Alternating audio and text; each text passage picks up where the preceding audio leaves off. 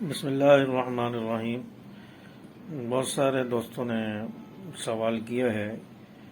کہ ہمیں نماز میں خیالات آتے ہیں، نماز پڑھتے ہیں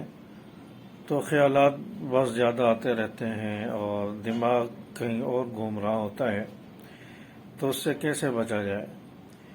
تو خیالات آنے سے تو انسان نہیں بچ سکتا، خیالات تو انسان کو آتے ہیں،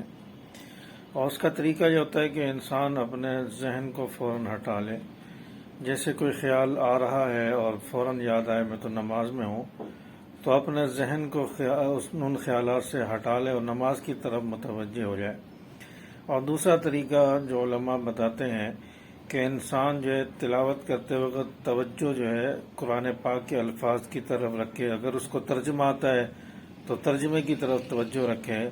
تو اس طرح ذہن جو ہے نماز کی طرف رہے گا اور تلاوت کی طرف اور الفاظ اور ترجمے کی طرف رہے گا، تو اس سے انسان خیالات سے جو ہے بچ جائے گا۔ تو اس لیے بہتر یہ ہے کہ ترجمہ یاد ہو یا ترجمہ نہیں آتا تو الفاظ جو پڑھ رہا ہے، سورہ فاتحہ ہے، سورت پڑھ رہا ہے تو الفاظ کی طرف توجہ ہو اور ذہن میں یہ رکھے کہ اللہ کی ذات مجھے دیکھ رہی ہے۔ تو اس طرح اگر انسان نماز ادا کرے تو خیالات سے بچ سکتا ہے، ورنہ خیالات تو انسان کو آتے ہیں، خیالات سے تو کوئی بھی نہیں بچا ہوا، اور جو جتنا زیادہ پرہیزگار ہوتا ہے اس کو اتنے زیادہ خیالات آتے ہیں، تو اس سے نماز میں کوئی فرق نہیں پڑتا۔ انسان خیالات کے پیچھے نہ لگا رہے کہ خیال آ رہا ہے تو پھر اس کی انتہا تک پہنچے اور جہاں تک خیالات جا رہے ہیں پھر اور آگے مزید سوچتا جائے۔ نہیں، خیال آیا ہے فوراً اس سے اپنے ذہن کو جھٹک دے اور نماز کی طرف متوجہ ہو جائے۔ تو یہ ایک طریقہ ہے خیالات سے بچنے کا۔ اور اگر انسان کو خیالات آ رہے ہیں پھر بھی انسان اللہ کے سامنے کھڑا ہوا ہے، نماز پڑھ رہا ہے، تو اس کا اجر و ثواب بھی زیادہ ہوتا ہے، کیونکہ شیطان انسان کو گمراہ کر رہا ہے، وہ ثواب سے ہٹانے کی، نماز سے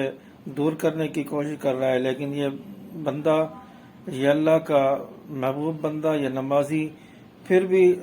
خیالات کے باوجود، شیطانی بہکاووں کے باوجود نماز کی طرف لگا ہوا ہے، نماز کی طرف متوجہ ہے، تو ایسے شخص کی نماز کا اجر و ثواب بھی بڑھ جاتا ہے۔ اس لیے خیالات سے پریشان ہونے کی ضرورت نہیں ہے، انشاءاللہ ان خیالات کے آنے پر بھی اجر و ثواب ملے گا اور انشاءاللہ نماز بھی ہماری ہو جائے گی۔ ہماری نمازیں تو صحابہ کرام کی طرح نہیں ہیں، وہ اتنے زیادہ متقی پرہیزگار تھے، ان کی نمازوں کے تذکرے اللہ نے قرآن میں کیے ہیں۔ آج اس 14ویں صدی میں ہم نماز پڑھیں گے جتنا ہم سے ہو سکتا ہے اتنا خشوع و خضوع سے پڑھیں، باقی اللہ کی ذات ہے، وہ نماز کو انشاءاللہ قبول بھی فرمائیں گے اور اجر و ثواب بھی انشاءاللہ ملے گا۔ السلام علیکم ورحمۃ اللہ وبرکاتہ۔